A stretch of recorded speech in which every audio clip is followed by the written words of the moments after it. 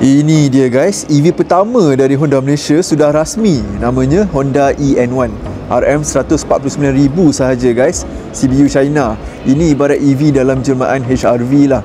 Jadi ada banyak benda yang lain sikit pada kereta ni. Antaranya eN1 ni ada blind spot information pertama untuk Honda Malaysia. Dekat bahagian luar ni, grill depan dia tukar kepada port mengecas, dan belah tepi pula korang boleh nampak ada bateri dekat bawah ni. Kelegaan tanah untuk eN1 ni tak adalah setinggi HRV, tapi dia lebih kurang Civic lah. Dekat belakang pula, logo Honda tu ditukar kepada elemen tulisan. Bahagian dalam ni ada skrin besar 15.1 inci, cluster 10.25 inci dan pemilih gear jenis elektronik.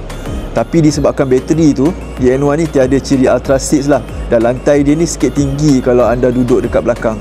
Dalam soal ni, bateri yang diguna adalah jenis lithium ion dari CATL yang berkapasiti 68.8 kWh. Kereta ni pakai motor depan berkuasa 204 PS, 310 Nm torque.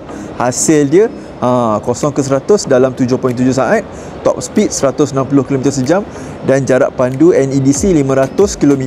Pengecasan eN1 ni pula sokong AC sampai 10 kW dan jenis pantas DC hingga 78 kW, di mana 10 ke 80% tu ambil masa 45 minit saja.